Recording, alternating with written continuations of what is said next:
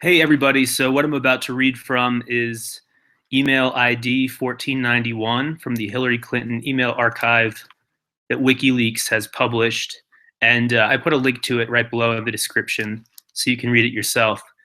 Just going to give about 30 seconds for everybody to come over here from the tweet that went out. And then we're going to read this email and we're going to put it into context. And it's pretty insane.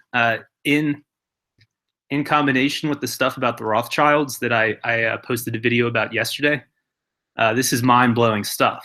I think I picked the right time to join InfoWars because this blows my mind. I mean, as I said yesterday, if a UFO were to land in my backyard and if an alien were to climb out and give me a high five, and if I were to get that on video, that would be less interesting to me than what the Clinton email archive reveals. So just going to let people get over here another 20 seconds or so. Be sure to retweet that.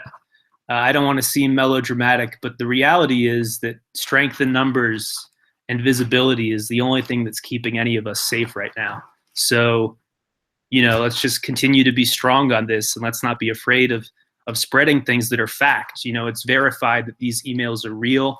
The guy who was responsible for hacking into her email server is now serving a 52-month prison term. So certainly the government feels that these emails were genuine.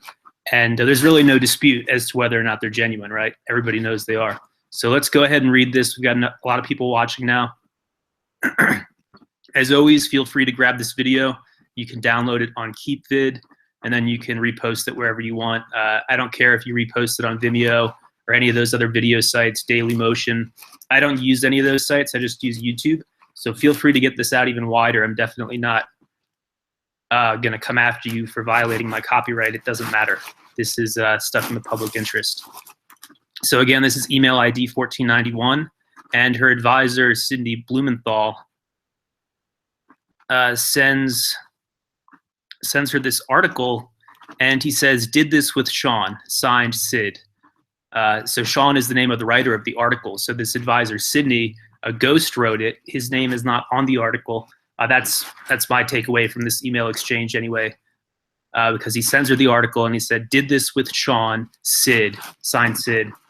And, the only name on the article is this writer, Sean Wielentz. And it's an article slamming the Tea Party and conspiracy theorists. But what's hilarious is that if you look through the other emails about the Federal Reserve and the Rockefellers and the Rothschilds and all this stuff, it's actually real. Like, these conspiracies are actually real. Hillary Clinton is beholden to the Rothschild family. You should really watch the last video after you watch this one. But let me just read part of this article because it's absolutely insane. Conflating modern liberalism and totalitarianism, Welch described government as, quote, "always and inevitably an enemy of individual freedom." So they're trying to make people who are anti-Hillary, anti-conspiracy theory, trying to make them seem like they're just off the wall, like they're enemies of individual freedom. Like that's what all people think the government is. It's just it's absurd. But I'm going to keep reading. Consequently, he charged the progressive era, which expanded the federal government's role in curbing social and economic ills, was a dire period in our history. And Woodrow Wilson, more than any other one man, started this nation on its present road to totalitarianism. In the 1960s, and keep in mind, this article is ghostwritten by her advisor, and nobody who read this article knows that. They just think it's a well-researched article debunking conspiracy theories and debunking the Tea Party. They have no idea that it's written by Hillary Clinton's staffer, by her advisor. Consequently, he charged, let's see, where is it? In the 1960s, Welch became convinced that even the communist movement was but a tool of the total conspiracy.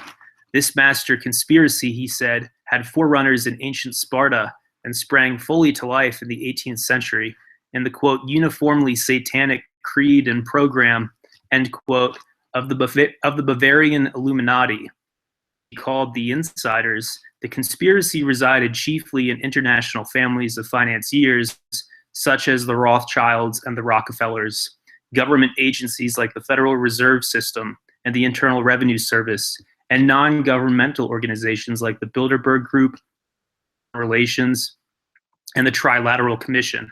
Since the early 20th century, they had done a good deal of their evil work under the guise of humanitarian uplift. Down which these conspiratorial forces advance was known as progressive legislation, Welch declared in 1966. The very same collectivist theories and demagogic pretenses which had destroyed earlier civilizations were now paraded forth in the disguise of new and modern concepts. So I linked to this WikiLeaks email in the description. Everybody should read it. Do your own digging. You might come across more than I have, but certainly very interesting stuff. Not only that he ghost wrote this and nobody knows that, and that's very bizarre to have a Clinton staffer in his spare time debunking conspiracy theories and making fun of conspiracy theorists through media outlets they're connected to. And it's funnier that they're talking about the Rothschilds and the Rockefellers when the emails reveal that both of them have very, very, very, very close relationships with Hillary Clinton.